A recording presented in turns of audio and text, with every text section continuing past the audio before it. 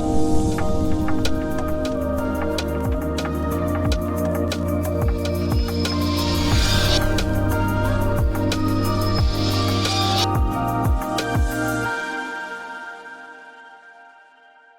akan bahas tentang zikir dengan kalimat la ilaha illallah. Pertama, kita perlu pahami bahwa zikir itu merupakan kebutuhan anak manusia. Ini kebutuhan kita semua. Dan zikir ini banyak pengertiannya. Ada zikir dalam pengertian ucapan atau sebutan, ada zikir dalam pengertian perbuatan. Zikir dalam pengertian ucapan, ya kita mengucapkan kalimat-kalimat zikir seperti baca Al-Quran, baca tasbih, tahlil, itu kalimat-kalimat yang diucapkan. Daripada zikir yang diperbuat, berarti melaksanakan sholat, gitu, melaksanakan haji, itu merupakan zikir. Ada zikir yang diingat, zikir yang diingat dengan hati. Ada zikir yang dirasa, ada zikir dengan cara pandang. Nah, jadi ada beberapa metode untuk melaksanakan zikir. Ada zikir yang diucapkan dan diperbuat, ada zikir yang diingat, ada zikir yang dirasa, ada zikir yang dipandang. Nah, zikir yang disebut atau yang diucapkan ini banyak. Bisa baca Al-Quran, bisa tasbih, atau tadi sudah kita laksanakan pada sholat dengan zikir ma'sur, subhanallah, alhamdulillah, Allahu Akbar. Ada zikir yang dengan kalimat tahlil, la ilaha illallah. Dari Nabi SAW menjelaskan dari semua model zikir itu afdalul zikir fa'lam annahu la ilaha illallah. Wa an Ali bin Abi Thalib karramallahu wajhah annahu qala sami'tu sayyidal khalaiq Muhammad sallallahu alaihi wasallam yaqulu sayyidul malaika alaihi salam ma nazaltu bi kalimati azam min kalimah la ilaha illallah wa biha qamatis samawati wal ard wal jibal wa syajar wal bar wal bahr ala wa hiya kalimatun najah wa hiya kalimatul uliyah. Diriwayatkan dari Sayyidina Ali bin Abi Thalib radhiyallahu anhu bahwa Rasulullah SAW bersabda, kata Sayyidina Ali, aku mendengar junjungan manusia, sami'tu sayyidul khalaiq, saya telah mendengar junjungan seluruh makhluk. Siapa itu? Muhammad sallallahu alaihi wasallam yaqul, dia berkata, kata Nabi, yaqulu sayyidul malaikah alaihi salam, berkata sayyidul malaikah, ini Jibril alaihi salam. Apa kata Jibril? Ma nazaltu bi kalimatil azam min kalimati la ilaha illallah. Aku tidak turun dengan membawa satu kalimat yang lebih agung daripada kalimat La ilaha illallah. Dengan kalimat tersebut, langit, bumi, gunung, pepohonan, daratan, dan lautan menjadi ada. Ingatlah kalimat tersebut adalah kalimat keselamatan dan kalimat yang tinggi. Dikata Jibril alaihissalam, ma nazaltu bi kalimati a'zama min kalimat la ilaha illallah.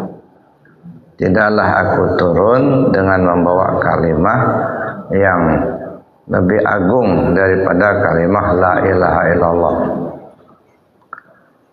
Wa biha qamatis samawati wal ardh. Dengan kalimat itu, dengan sebab kalimat itu terjadilah langit, bumi, gunung, pepohonan, daratan, lautan. Ala wahya kalimatun najah. Nah, ketahuilah kalimat itu adalah kalimat keselamatan, wahya kalimatun ulia, dan dia juga merupakan kalimat yang paling tinggi. Wa fi hadis akhar, dalam hadis yang lain, wa kalimatut tauhid, wahya kalimatul ikhlas, wahya kalimatut taqwa, wahya kalimatut thaibah, wahya kalimatut da'watil haq, wahya urwatul lusqa, wasamanul jannah. Ini banyak. Dalam hadis yang lain disebutkan bahwa la ilaha illallah itu adalah kalimat tauhid, kalimat ikhlas, kalimat taqwa, kalimat thaibah, kalimat dakwah, ya, dakwah kepada kebenaran. Ia adalah tali yang amat kuat dan harga sebuah surga, satu surga. Nah, jadi ini kelebihan-kelebihan daripada kalimat la ilaha illallah. Bapak Ibu yang saya hormati, seperti yang saya katakan di awal tadi, kalimat zikir itu banyak. Nah, tapi yang paling agung itu adalah kalimat la ilaha illallah. Dalam pengamalan kalimat la ilaha illallah ada dua model. Nah, jadi di kalangan para ulama tasawuf, pengamalan kalimat la ilaha illallah itu ada dua model. Pertama, yang disebut dengan zikir hasanat. Yang kedua disebut dengan zikir darajat. Kalau zikir hasanat itu menyebut kalimah la ilaha illallah tanpa metoda, tanpa guru, tanpa silsilah. Asal kita menyebut kalimah la ilaha illallah itu sudah dapat pahala. Nah, itu namanya zikir hasanat. Jadi kita sebut la ilaha illallah tanpa metoda, tanpa silsilah. Nah, dalam hal ini kan banyak yang kita perhatikan di masyarakat kita, cara-cara pengamalan zikir la ilaha illallah itu kan banyak macamnya. Ya, ada yang disambung dengan syahadat kerasulan, la ilaha illallah Muhammadur Rasulullah. Ada juga yang begitu. Ada juga yang seperti kita tadi, Abdul Zikir fa'lam anna la ilaha illallah. Nah, lalu kita sebut la ilaha illallah, la ilaha illallah. Itu tidak menggunakan metode. Itu disebut zikir hasanat. Nah, yang kedua ada yang disebut zikir darajat. Nah, kalau zikir darajat ini harus menggunakan metode. atau disebut zikir tarekat. Jadi kita menyebut kalimah la ilaha illallah itu ya boleh-boleh saja, mau pakai hasanat boleh, mau pakai yang darajat boleh. Nah, cuman kalau pakai hasanat itu hanya merupakan ibadah yang untuk membersihkan hati agak sulit, Pak. Ya. Ini walaupun kita banyak mengamalkan zikir dengan kalimat la ilaha illallah dengan metode hasanah, itu sulit untuk membersihkan hati. Ya. Kenapa sulit? Ibarat memecahkan batu yang keras. Kalau kita bertanya kepada orang yang memang bukan ahli mecah batu, tentu dia akan menjawab secara umum, Pak, bagaimana cara memecahkan batu? Secara umum akan menjawab, ya kita pukul aja. Ya pukul aja. Nah, yang mukulnya gini aja sudah mukul. Nah, kalau hanya sekedar mukul, ya kalau mungkin batunya agak lembek, ya, atau batu kecil mungkin pecah. Tapi kalau batu sudah sebesar derum, batunya keras pula, hanya begini aja mukulnya 10 tahun nggak bakal pecah. Kenapa? Nggak menggunakan metode, cara. Ya. Jadi kalau ingin memecahkan batu harus menggunakan metode, menggunakan cara. Waktu saya membangun Masjid Sidratil Muntaha di Arafah itu tempo hari, itu tukang bilang ke saya, itu ada satu cakar ayam nggak bisa masuk Buya, katanya.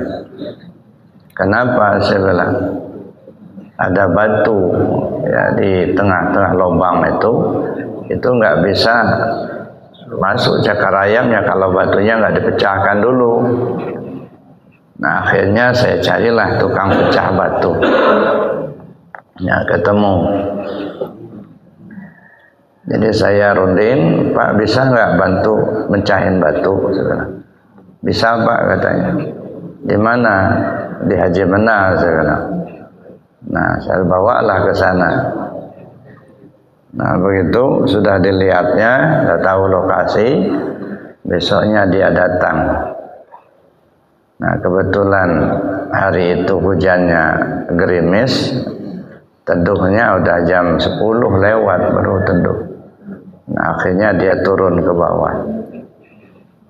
Nah, turunnya itu sudah membawa pahat. Ya.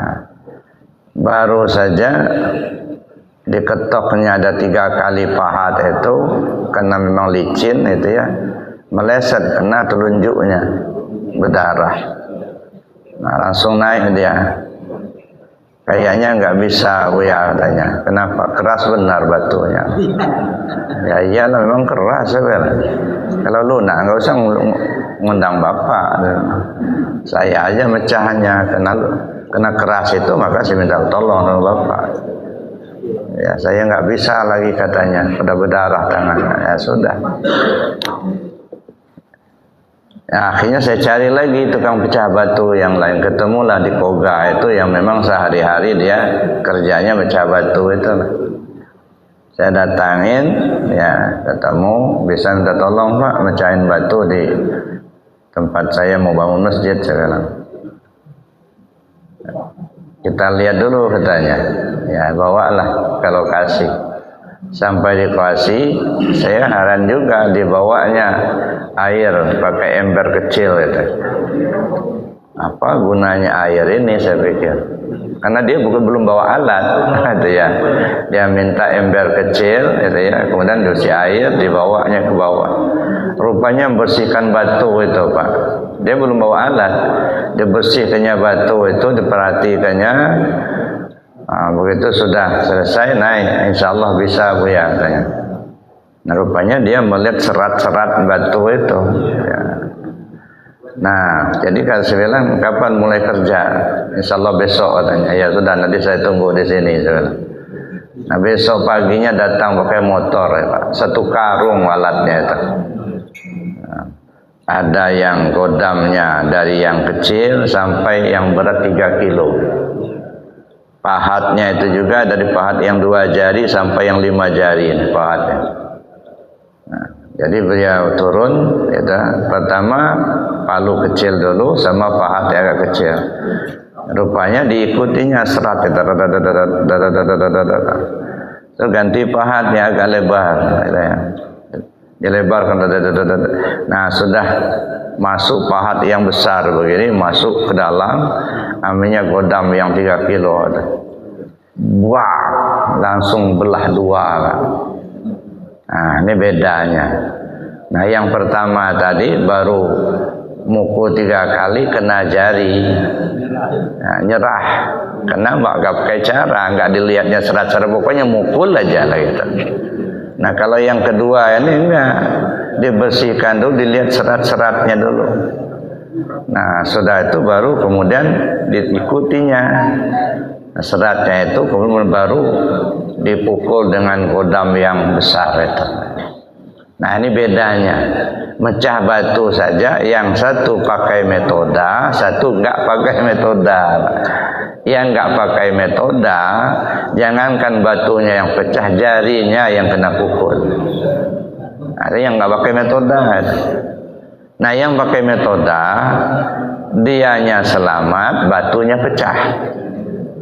Nah, jadi begitu. Kira-kira gambaran zikirnya juga seperti itu, Pak.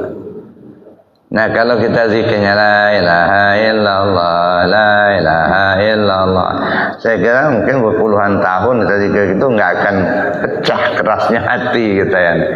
Keras itulah. Summa qasat qulubuhum min ba'di dzalika fahyakal hijarati aw asaddu qaswa. Kemudian hati mereka keras membatu, bahkan lebih keras lagi daripada batu. Nah, jadi lebih keras daripada batu. Nah, kalau hati yang keras hanya dipukul, ya katakanlah dengan zikir yang tidak menggunakan metoda, nah saya pikir agak lambat bersihnya. Nah, tapi kalau kita menggunakan metoda agak cepat. Nah, zikir darajat ini zikir yang menggunakan metoda. Tetapi ini harus kita ambil dari yang ahli zikir. Dalam bahasa tarekat, talqin zikir. Jadi bukan baca-baca buku, bukan pula dengar-dengar ceramah, tapi betul-betul diterima dari yang ahli zikir. Nah, itu namanya kita belajar berzikir dari ahli zikir, atau disebut talqin zikir. Nah, ketika kita mengambil zikir dari ahli zikir, dia akan mempunyai sanad. Nah, sanad inilah yang sambung bersambung sampai kepada junjungan kita Nabi besar Muhammad sallallahu alaihi wasallam.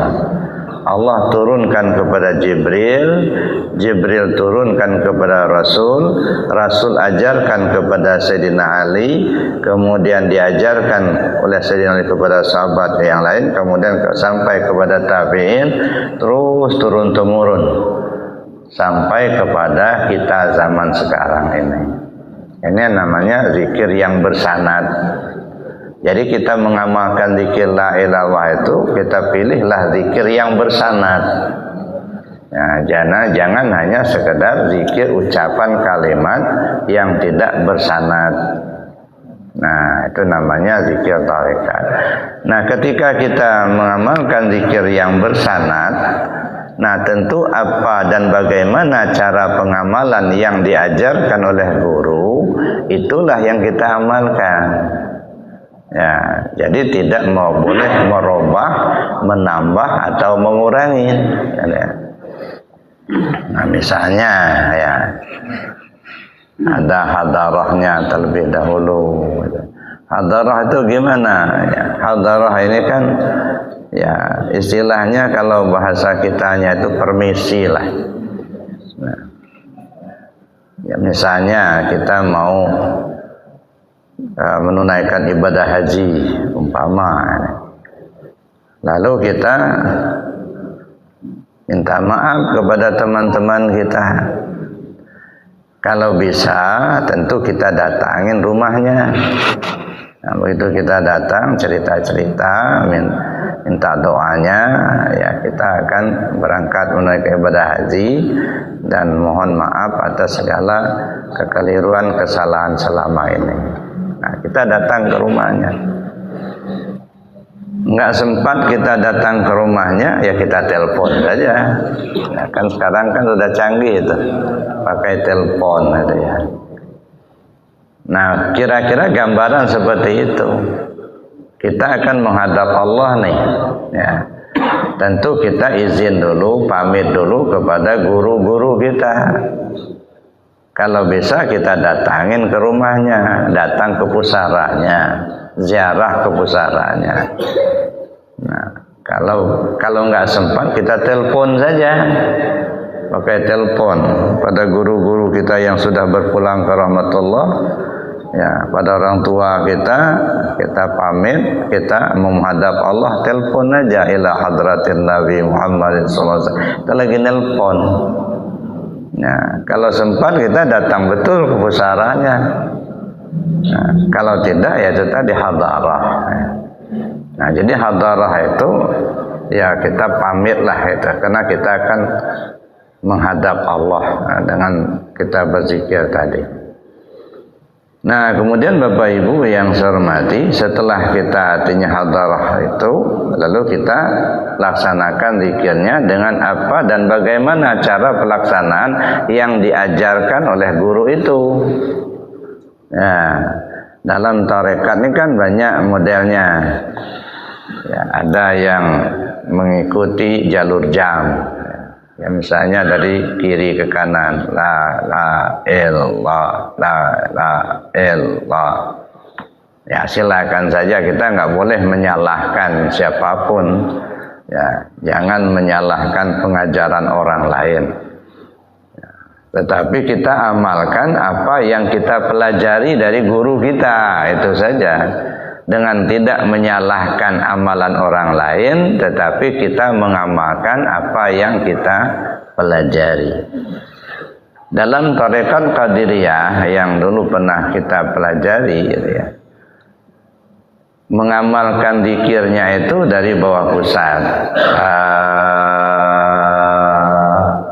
Ilaha illallah, mengisi latifah 7. Nah, yang kata Nabi, man qala la ilaha illallah khalisan mukhlisan dakhalal jannah. Siapa orang yang berzikir la ilallah khalisan mukhlisan. Khalis, mukhlis, membersihkan dan dibersihkan. Jadi kita zikir itu membersihkan. La ilaha illallah. Itu langsung mengisi latifah 7. Dengan kalimah la terlewati latifah akhfa dan latifah nafsun natiqah. Kalimat ilaha melewati latifah khafi dan latifah ruh. Begitu nyebut illallah melewati latifah sirri dan latifah qalbi. Nah, dengan kita memahami makna yang terkandung dalam kalimat itu untuk mengisi latifah yang ke-70 jasad. Bidarbin syadidin wa sautin qawiyyin. Pukulan dahsyat, suara keras. Nah, ini salah satu ciri dari tarekat Qadiriyah. Bisautin qawiyyin wa darbin syadidin.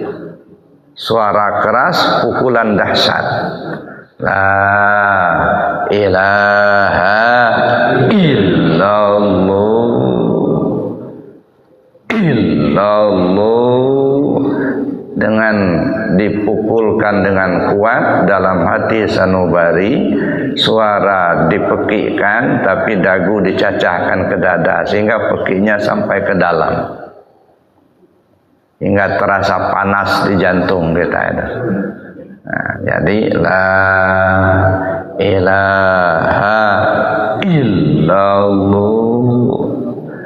Jadi kalau zikirnya la ilaha illallah, la ilaha illallah, itu bukan zikir tarekat Qadiriyah.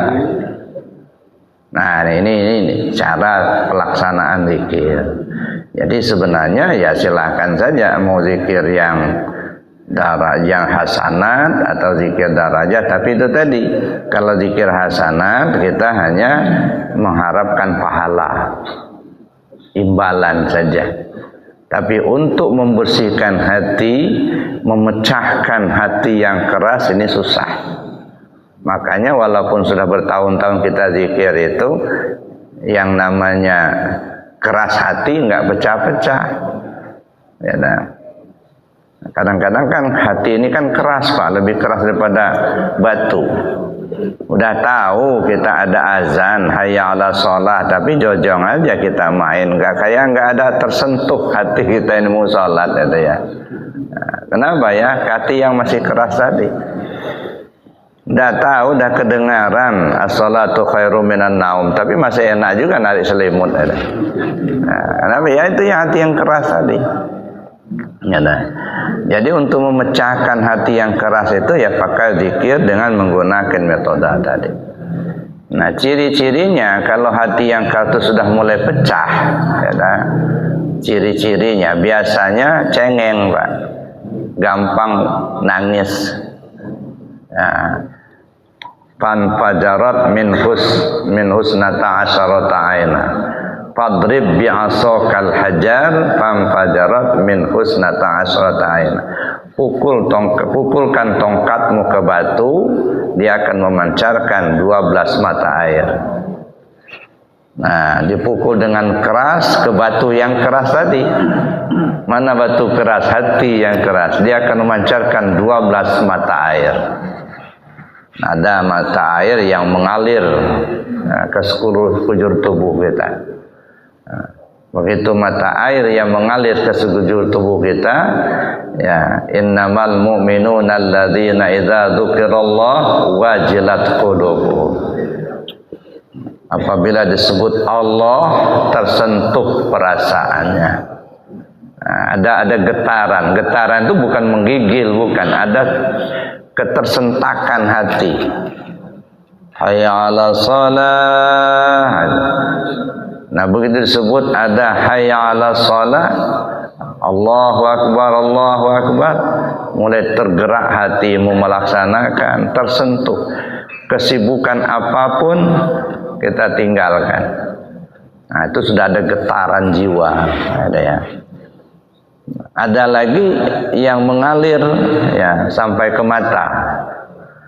Nah, begitu sudah menyebut Allah, maka saya bilang tadi cengeng, kadang-kadang baru mendengar orang baca Al-Quran, gitu ya, membaca orang mendengar kita orang bersolawat.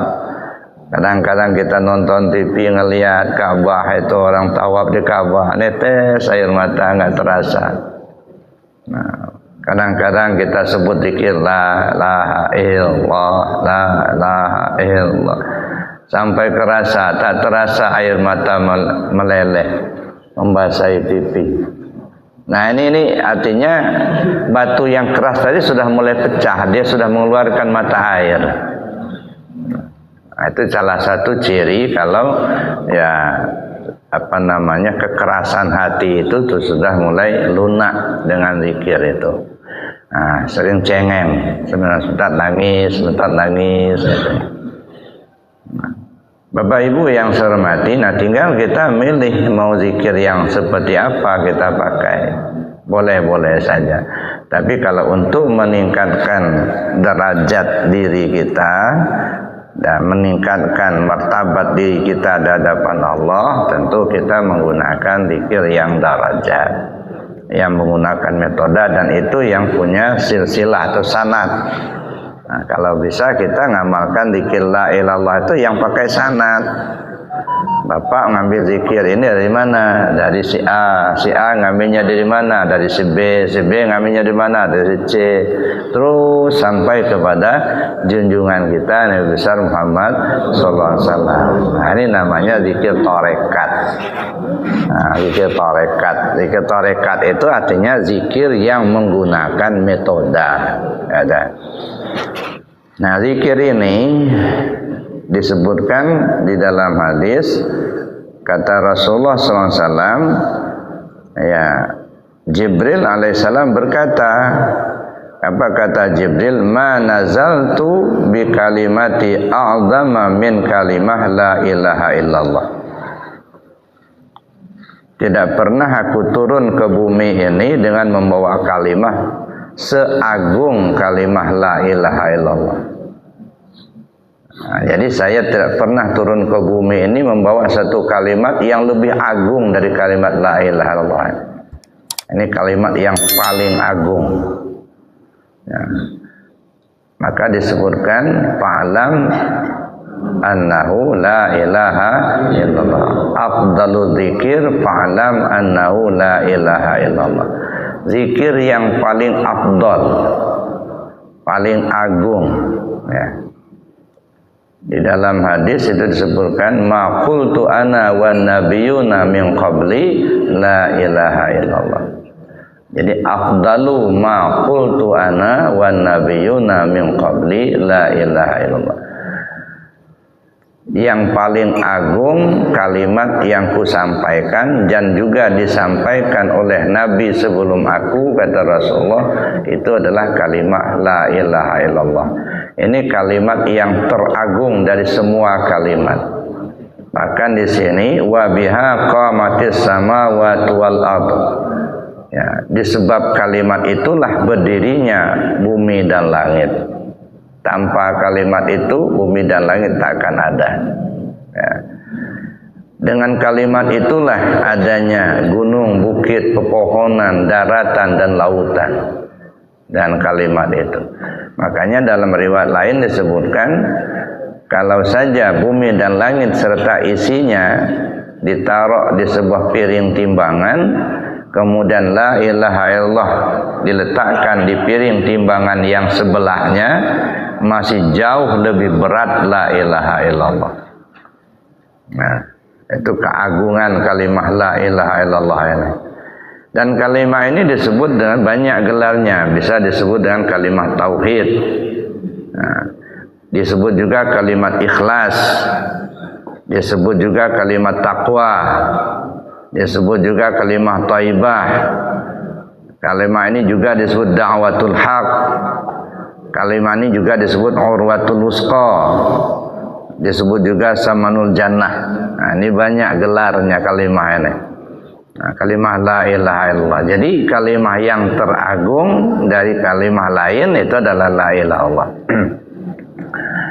Tapi perlu kita telusuri lebih jauh, gitu.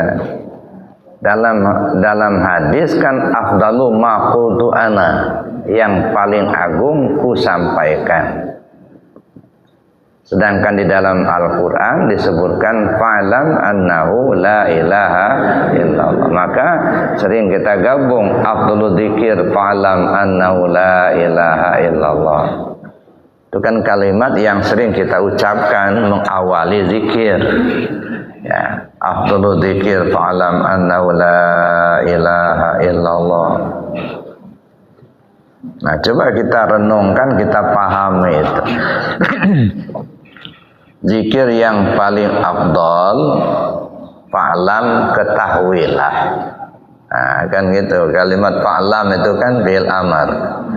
Afdalul zikir fa'lam. Zikir yang paling afdal itu ketahuilah bahwa zikir yang paling afdal itu la ilaha illallah. Maka kita di awal zikir tidak menggunakan kalimat afdalul zikir fa'lam, tetapi ilahi anta maksudi. Apa bedanya? Kalau yang pertama kan pemberitahuan. afdalul zikir fa'lam annahu la ilaha illallah. Seabdal zikir ketahuilah bahwa seabdal zikir itu adalah la ilaha illallah, pemberitahuan. Nah, sekarang ini kita sudah mulai berangkat. Ya, umpamanya pengurus mengundang jamaah untuk gotong royong kepada bapak, ya ibu, kita ke masjid, kita akan gotong royong. Karena besok kita masuk puasa bulan Ramadan. Ini pengumuman. Nah, kemudian kalau sudah datang ke masjid, apa perlu diulang lagi pengumuman itu? Ya, kita bapak ibu, kita datang ke masjid, kita akan gotong royong. Nah, tidak perlu diulang lagi pengumuman, modal kita datang kok. Nah, tinggal lagi kita bekerjanya saja. Makanya tidak kita gunakan afdalul dzikir fa'lam annahu la ilaha illallah, tapi ilahi anta maksudi. Kita mulai berangkat, nah, sudah mulai berangkat. Ya Allah, kau yang kutuju. Nah, kalau masih afdalul dzikir fa'lam annahu la ilaha illallah, itu pemberitahuan. Zikir yang paling afdal itu ketahuilah. Nah, kalau ketahuilah itu maksudnya apa? Berilmulah. Zikir yang paling afdal itu la ilaha illallah, maka berilmulah kamu dengan zikir la ilaha illallah itu. Nah, ketika kita bicara berilmulah kamu tentang la ilaha illallah itu ilmu apa? Nah, karena di dalam agama Islam kita mengenal ada 4 bidang ilmu. Ada ilmu syariat, ada ilmu tarekat, ada ilmu hakikat, ada ilmu ma'rifat. Maka bisa kita pahami berilmulah kamu tentang la ilaha illallah itu dalam ilmu syariat, 1. Nah, lalu berilmulah kamu tentang la ilaha illallah itu dalam ilmu tarekat, 2. Berilmulah kamu tentang la ilaha illallah itu dalam ilmu hakikat, 3. Dan berilmulah kamu tentang la ilaha illallah itu dalam ilmu ma'rifat. Nah, setelah kita dapatkan ilmunya itu, nah baru kita mendapatkan afdolnya. Kalau kalimat yang paling afdol, la ilaha illallah itu kalimat yang teragung. Cuman kitanya kapan mendapatkan afdolnya? Setelah fa'lam, ya, setelah mengetahui. Mengetahui tentang apa? Mengetahui tentang kalimat la ilaha illallah dalam bidang ilmu 4 ini. Ya. Jadi tahulah kita tentang la ilaha illallah dalam ilmu syariat. Nah, apa yang dimaksud dalam ilmu syariat? Ilmu tajwid. Mana yang panjang, mana yang pendek, mana barisnya. Maka kata pengasabah, jangan ditambah, jangan dikurangin, jangan dirubah. Nah, zikir dengan kalimah la ilaha illallah itu jangan ditambah, jangan dikurangin hurufnya, jangan dirubah harakatnya. Kita ini kan kadang-kadang nambah-nambah kan hurufnya itu. Kadang-kadang ngerubah-rubah juga. Misalnya bertambah huruf la ilaha illallah, itu sudah ada hamzah di situ. Padahal dalam kalimatnya nggak ada hamzahnya. La ilaha illallah, nggak ada la ilaha illallah. Nah, makanya jangan ditambah. Ada juga yang dikurangin hurufnya. Ya, mungkin saking cepatnya, asiknya zikir, hilang hurufnya. Lakloh. Ya, keluar urat lehernya, tapi zikir lakloh. Ada. Nah, kan sudah berkurang hurufnya itu. Harusnya kan la ilaha illallah. Kan jelas tartil. Ini enggak. Lakloh. Tuh, jangan berubah. Ada juga yang berubah baris. Ya dah. La ilaha illallah, la ilaha illallah, la i. Lamnya itu lam alif, Pak, lam alif. La ilaha illallah. Nah, di sebahagian orang zikirnya la ilaha illallah, la ilaha illallah, Nah, itu merubah baris, gitu ya. Jadi kita berzikir itu namanya berilmu dalam ilmu syariat. Nah, jadi tidak hanya sekedar mengucapkan, tapi bagaimana menurut ilmu syariat, ilmu tajwidnya, mana yang hurufnya lengkap, mana yang huruf besar, huruf kecilnya, mana yang panjang pendeknya. Muhammadur Rasulullah kan penutup, gitu ya. Nah, kadang-kadang kita maaf ya, dengan tidak bermaksud menyalahkan, tapi ya gambaran ya. Seringkali kita zikir diawali la ilaha illallah, la maujud illallah, la ilaha illallah, la maksud illallah, la ilaha illallah hayyum baqi. Nah, baru la ilaha illallah, la ilaha illallah. Nah, kadang-kadang kan diawali Sayyiduna Muhammadur Rasulullah. Nah, baru kemudian zikir yang banyak. Nah, kan sering kita temukan. Maka saya bilang tadi dengan tidak bermaksud menyalahkan lah. Ya. Tetapi kita pahami Muhammad Rasulullah itu artinya penutup. Ya. Ibarat pesawat, kita sudah take off, ya, kita sudah naik terbang sampai ke sekian kaki, baru kita landing turun ke bawah.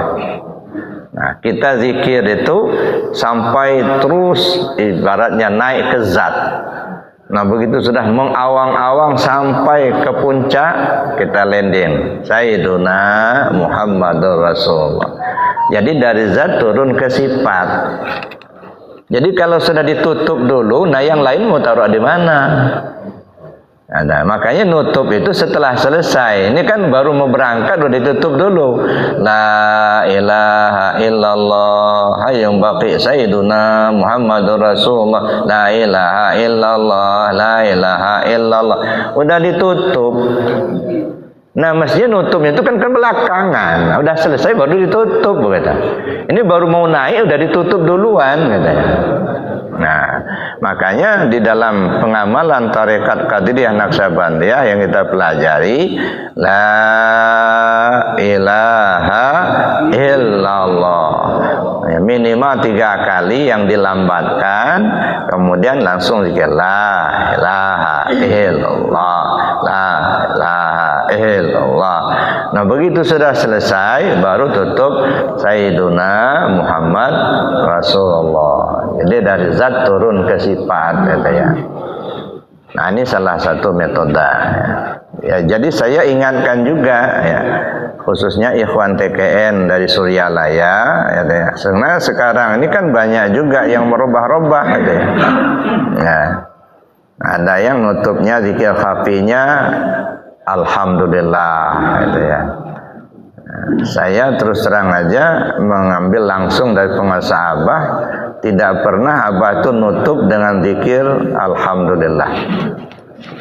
Semua ditutup dengan Sayyiduna Muhammad Rasulullah, baik zikir jahar maupun zikir khafi. Nah, jadi kalau ada yang mendakwahkan tutup dan alhamdulillah, saya pikir ya kita ikuti sajalah apa yang diajarkan oleh penguasa Abah. Nah, tidak usah kita mengikuti apa yang didakwahkan itu, gitu ya. Nah, karena kita mengamalkan tarekat itu mesti apa yang diajarkan guru itu yang diamalkan. Jangan menambah-nambah, jangan ya mengurang-urang, begitu. Nah, saya bilang saya mengikuti ya talqin zikir dari penguasa Abah, yaitu udah agak sering. Nah, karena dulu ada jamaah dari Lampung, saya bawa ke Suryalaya, mereka talqin, saya ikut di belakang. Ya, jadi sudah sering saya ikuti talqin zikir dari penguasa Abah. Tidak pernah Abah nutup dengan alhamdulillah, tidak pernah. Nah, selalu ditutup dengan Sayyiduna Muhammad Rasulullah. Artinya kita tutup dengan turun ke sifat, gitu ya. Nah, maka saya ingatkan, ya kalau ada yang mendakwahkan zikir khafi tutup dengan alhamdulillah, saya pikir nggak usah diikuti lah. Ya, ikuti saja apa yang diajarkan oleh pengasabah kepada kita. Ya, semua zikir jahar dan khafi tutup dengan Sayyiduna Muhammad Rasulullah. Itu jadi dari zat turun ke sifat. Ya. Jadi Bapak Ibu yang saya hormati, itu untuk melaksanakan zikir. Jadi apa yang kita pelajari dari guru itulah yang kita amalkan. Kemudian yang kedua, kita pahami bahwa zikir ini merupakan kebutuhan semua orang. Ya. Jadi saya katakan ini bukan kewajiban. Ya, sama dengan makan itu bukan kewajiban tapi kebutuhan. Nah, karena itulah maka kita amalkan dikit karena kita butuh, kita. Maka di masjid-masjid yang dari Porja Limas itu saya minta supaya ya minimal pada saat saya waktu menyampaikan, nah itu ada zikir yang kita terapkan. Begitu selesai sholat, zikir dengan kalimah la ilaha illallah. Sebab saya pikir kurang bermanfaat kalau kita hanya mengkajinya tapi kita tidak terapkan. Nah, maka salah satunya setiap kita ngaji itu zikir dengan kalimah la ilaha illallah. Kalau bisa bukan hanya setiap giliran saya, setiap selesai sholat. Ada atau tidaknya saya tetap saja zikir la ilaha illallah kita pakai. Ya, apa mau diawali dulu dengan zikir ma'sur ya silakan saja. Nah, kayak tadi kan diawali dengan zikir ma'sur dulu, astagfirullahaladzim, kemudian subhanallah, alhamdulillah, Allahu akbar. Ya boleh-boleh saja. Ya, tapi kemudian zikir masuk ke zikir tarekat ngikuti petunjuk ila hadratin Nabi Muhammad Rasulullah SAW, astaghfirullah ghafurur rahim, itu petunjuk. Nah, kita tidak bisa merubahnya. Nah, lalu kemudian zikir la ilaha illallah dengan petunjuknya. Nah, kenapa demikian? Karena saya pikir, nah inilah kalimat zikir yang teragung tadi. Akan sia-sia kalau kita sudah tahu itu teragung kita abaikan, kata ya. Nah, sayang ya. Nah, kemudian yang berikutnya, kenapa saya harus selalu menganjurkan untuk pengamalan zikir ini? Karena mengingat, pertama semua orang pasti akan mengalami kematian, Pak. Nggak tahu kalau ada di jamaah kita di sini yang nggak mau mati. Gimana Bapak Ibu, mau mati apa nggak?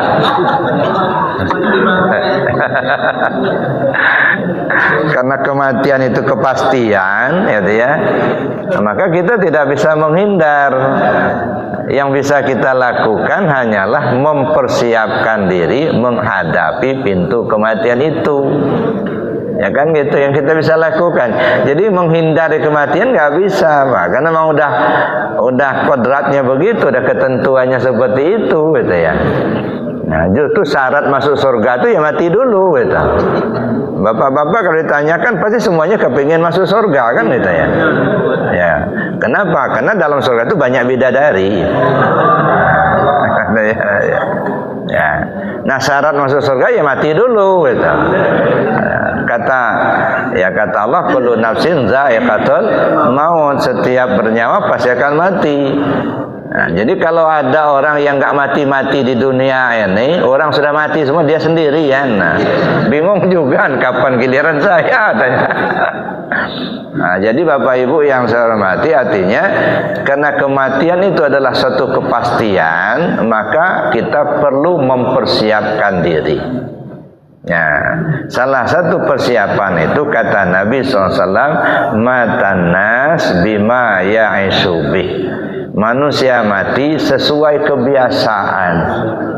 Nah, kalau lidah ini sudah terbiasa nyebut la ilaha illallah, insya Allah mau meninggal pun dengan kalimah la ilaha illallah.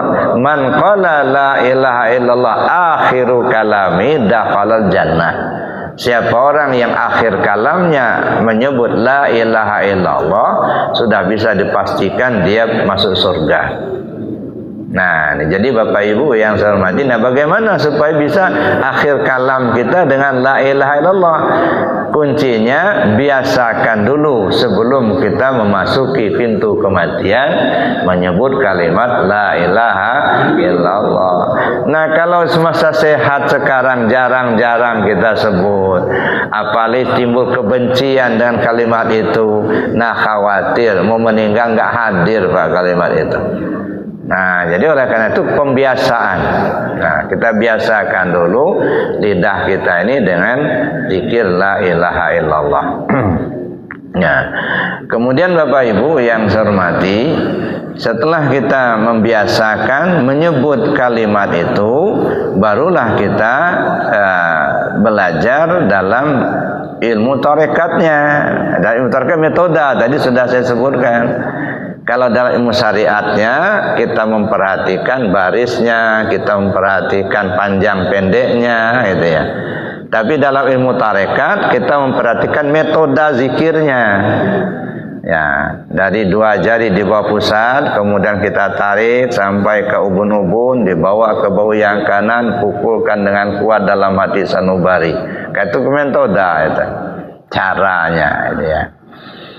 Nah, kemudian setelah kita paham itu, kita pelajari lagi pengertian kalimat itu dalam ilmu hakikat. Bagaimana kita memahami kalimat la ilaha illallah dalam ilmu hakikat? Dalam artinya hakikatnya ke diri kita.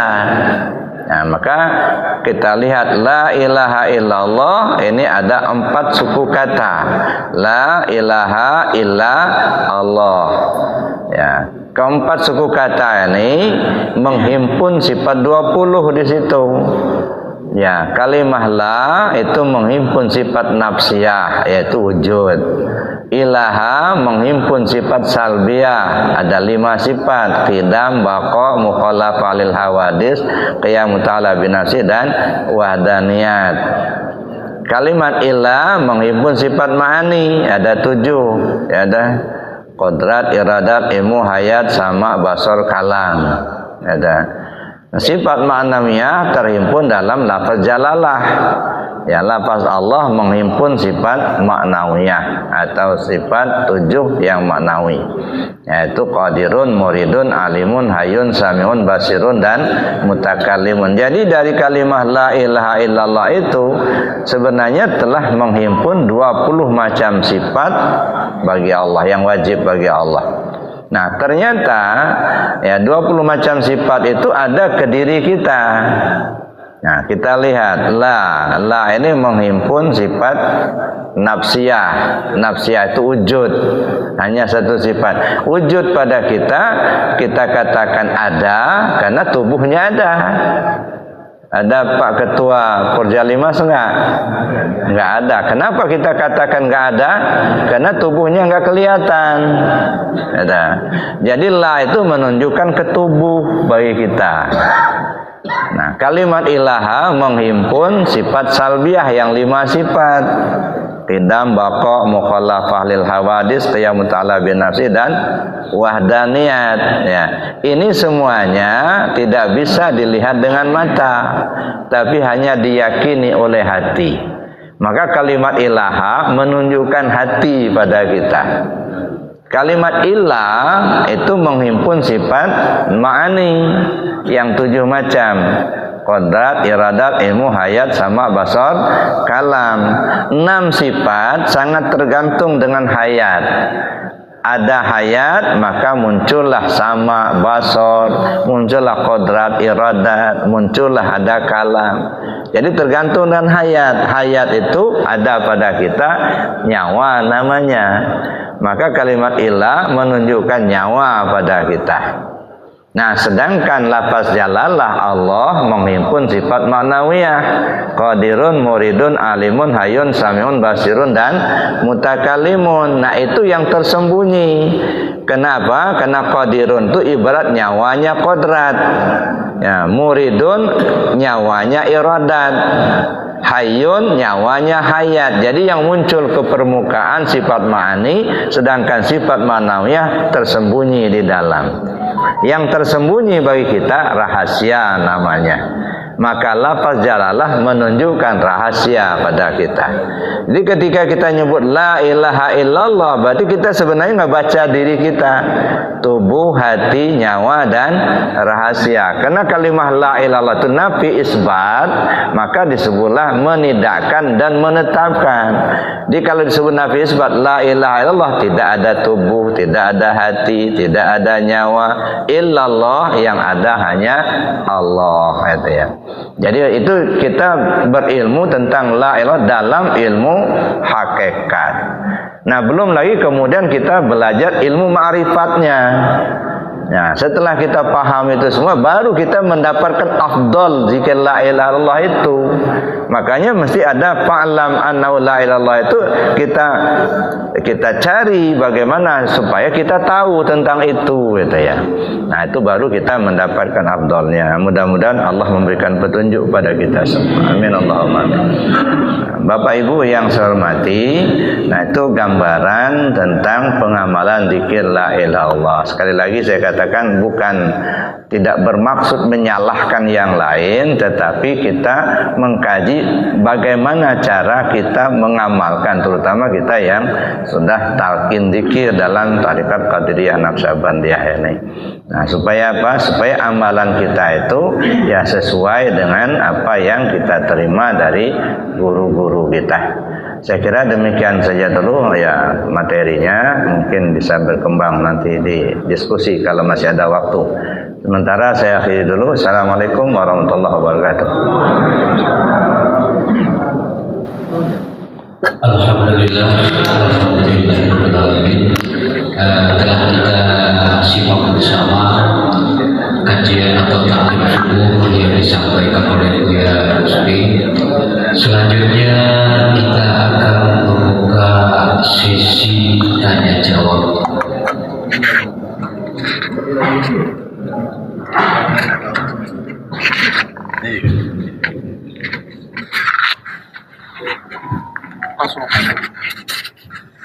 Assalamualaikum warahmatullahi wabarakatuh, ya. Waalaikumsalam. Ada dua pertanyaan yang saya ajukan kepada Buya. Pertama mengenai zikir, ya. Sebagaimana saya amati tadi bahwa zikir itu ada 4 tingkatan berkata Buya tadi, ya. Yang pertama adalah dengan ucapan, dengan lisan, kemudian dengan hati, kemudian dengan rahasia, kemudian dengan pandang. Yang pernah saya baca itu pandang itu apa ungkapan ulama atau hadis yang mengatakan bahwa sudul kasroh fil wahdah wa sudul wahdah fil kasroh.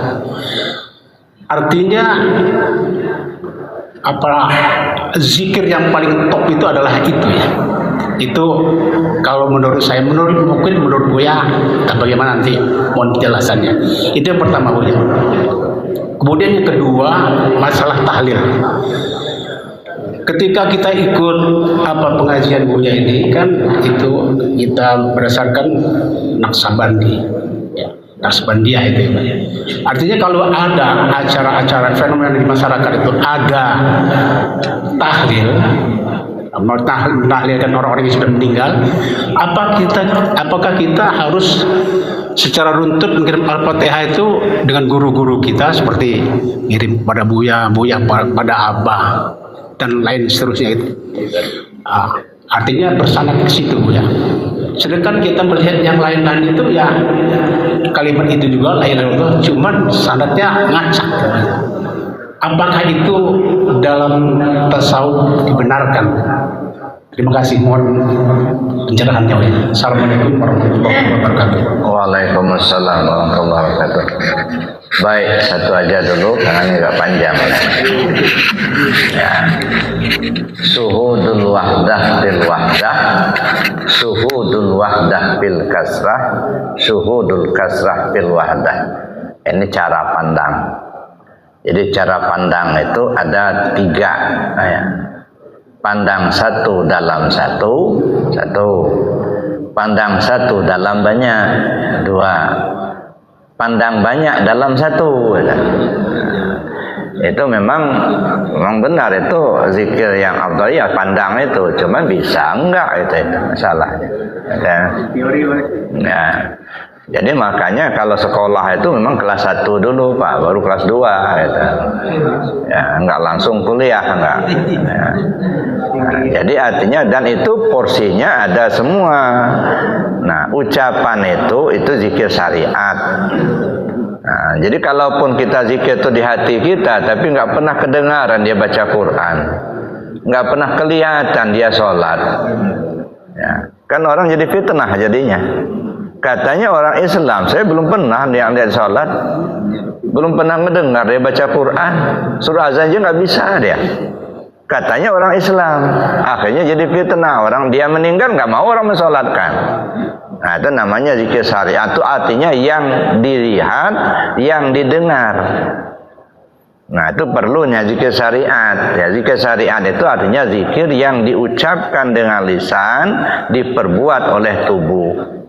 Jadi apa saja sebenarnya yang diucapkan oleh lisan dan diperbuat oleh tubuh, ya berpahala bagi yang mengerjakan, itu zikir. Sedekah juga zikir juga, katanya.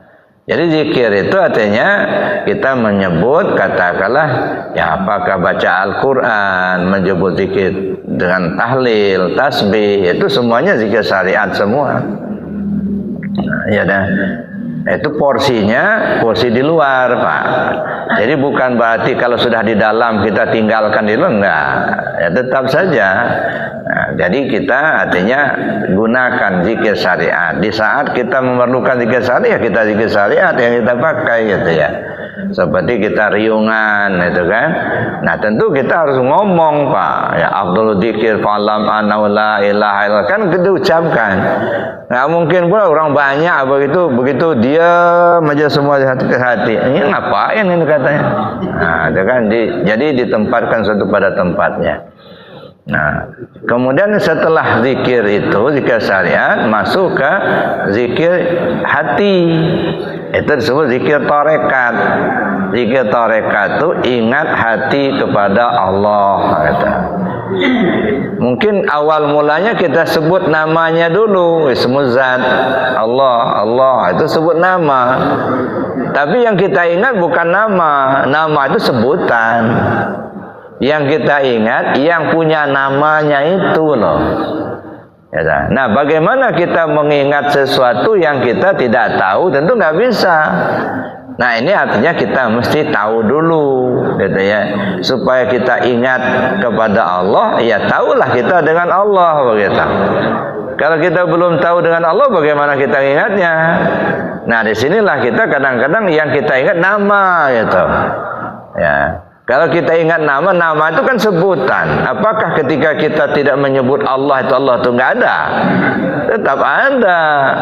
Ya, tapi untuk melatih hati kita, sebut namanya dulu, lalu kemudian kita ingat yang punya nama. Jadi nyebutnya pakai hati. Nah, nanti naik ke zikir hakikat, itu zikir yang dirasa. Nah, jadi kita ini dirasa, itu medianya rasa, itu zikir hakikat. Misalnya sholat itu kan termasuk zikir. Ya, nah, ketika kita melaksanakan sholat, yang kita rasakan di dalam kita melaksanakan sholat itu, kita yang sholat atau bukan? Nah, ini sudah mulai ke zikir rasa. Bukan rasanya nikmat zikirnya, bukan itu. Ya, makanya rasa itu ada 3 kategori. Ada rasa jasmani, ada rasa ruhani, ada rasa rabbani. Kalau rasa jasmani dipencet sakit, nah itu rasa jasmani. Rasa ruhani, rindu, senang, bahagia, nah itu rasa ruhani. Nah, itu yang dimaksud rasa dalam zikir, bukan itu.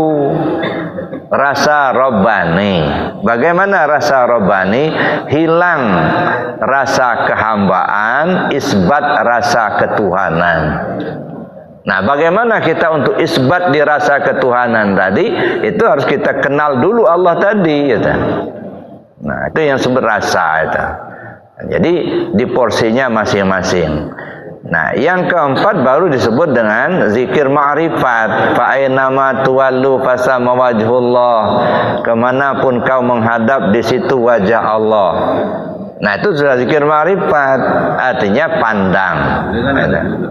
Nah, kalau kita sudah memahami itu, yaitu tadi kata Allah, kemanapun kau menghadap, di situ wajah Allah. Sekarang kita cek, Bapak ngelihat meja ini enggak? Kelihatan. Ngelihat enggak ada Allah di sini?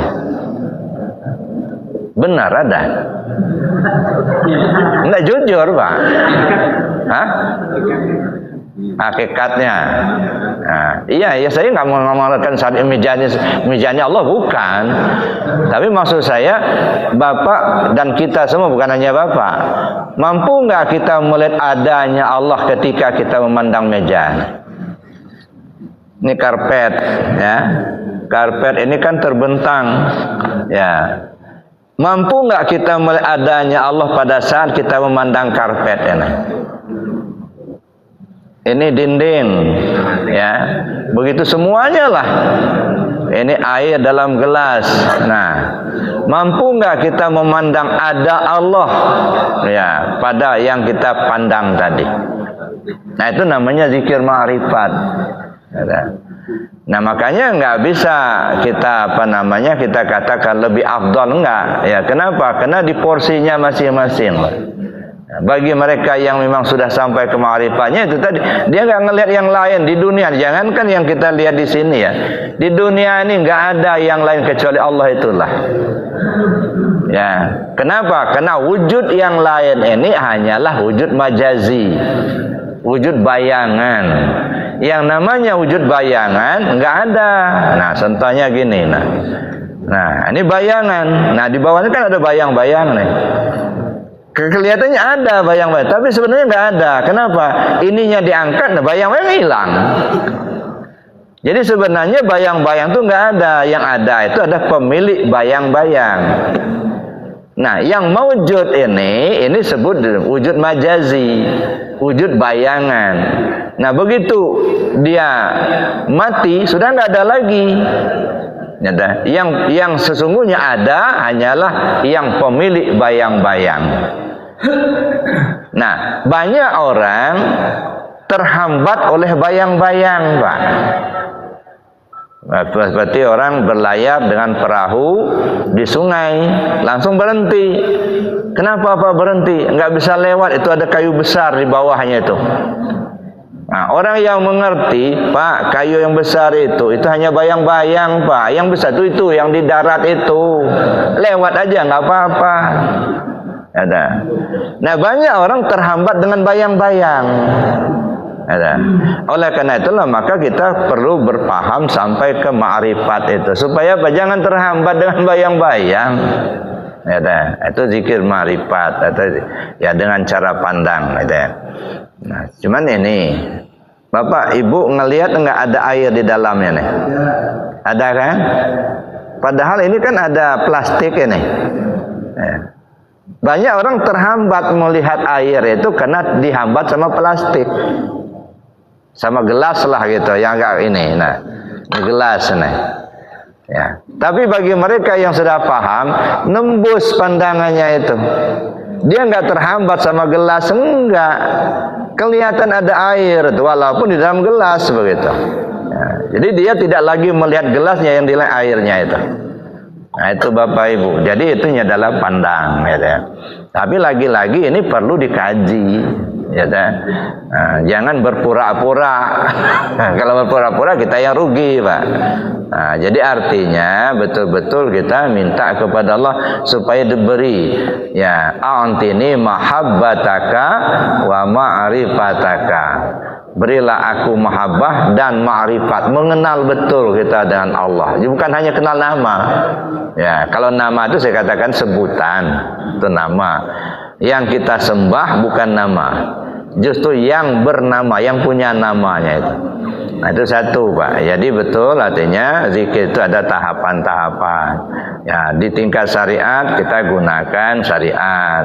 Tapi di tingkat tarekat, ya, itu diingat, ya, dan seterusnya lah. Nah, kemudian yang kedua tadi apa? Ada ganjalan di saya, Bu, ya. Apa itu, Pak? Pernah dengar ungkapan seorang yang mengatakan bahwa ketika kita mau kenal dengan Allah, kita mungkin bisa kenal Allah. Yang bisa kenal dengan Allah adalah Allah. Ya. Ya. Ya, itu kan kata Sayyidina Ali. Araftu Rabbi bi Rabbi. Nah, kalau kita mengenal Allah nggak sanggup. Kenapa? Karena Allah itu maha ghaib, Pak. Hilangkan dulu kitanya, baru muncul begitu.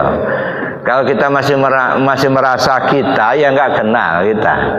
Pakai apa kita kenalnya? Kita berpikir dari kodrat iradat Allah, kita melihat pun dengan basar Allah, mau kita ngaji pun iradatnya Allah, paham kita itu ilmunya Allah begitu. Maka kita nggak bisa kenal kalau kita punya kita, karena kita nggak ada, Pak. Ya, gimana kita mengenal Allah? Pakai apa kita mengenalnya? Ya, oh, kita kenal Allah itu kayak dengan Allah itu sendiri, maksudnya dengan ilmunya Allah. Hilangkan adanya kita, nah barulah kita bisa mengenalnya. Gitu. Nah, selagi kita merasa ada, nggak akan kenal, nggak ada. Nah, itu jadi itu, Pak. Jadi artinya kita ya Arabtu Rabbi bi Rabbi, saya mengenal Tuhanku ya dengan Tuhanku sendiri. Kenapa? Ya karena kita nggak punya alat ya. Kita melihat basar Allah, kita mendengar samaannya Allah, ada kemauan iradat Allah, kuasa kita kodratnya Allah. Yang punya kita mana? Pakai apa kita kenalnya? Makanya nggak bisa. Ya dah. Maka hilangkan dulu adanya kita, baru kita menemukan adanya Allah. Ya. Nah, ada yang kedua. Masih apa? Tersangkut. Hah? Ada di masyarakat. Di buku Yasin dulu. Ya, kalau secara umum itu ya silakan saja, itu kan nggak masalah. Itu. Namanya amalan itu ya. Namanya ada si Abdul Qadirnya juga. Nah, itu kan simpatisan, Pak. Ya, simpatisan, ya. Ya nggak apa-apa, dia simpatik, tapi bukan murid. Iya. Jadi kalau dia belum mengamalkan tarekatnya, dia belum jadi murid Syekh Abdul Qadir. Simpatisan, ya sebut aja nggak apa-apa itu. Simpatik kok itu. Nah, jangankan jadi muridnya, jadi simpatisannya saja itu dapat pertolongan dari Allah gitu. Nah, apalagi jadi muridnya, kalau betul diakuinya murid itu. Masalahnya enggak, kita ini kan ngaku-ngaku murid Syekh Abdul Qadir, tapi beliau enggak ngakui gitu. Itu ngaku saya ini murid Syekh Abdul Qadir, tapi beliau enggak ngakui. Nah, susah kita. Ya dah, ngaku-ngaku pegawai tapi enggak tercatat, Pak. Enggak dapat gaji. Malah yang ngaku-ngaku polisi tapi enggak ada NRP-nya, malah nggak dapat gaji. Bukan hanya nggak dapat gaji, ditangkap sama polisi, Pak. Gitu ya. Ya. Mengenai zikir tadi, kan bermacam-macam. Ya. Kan ada zikir kan setelah sholat. Iya.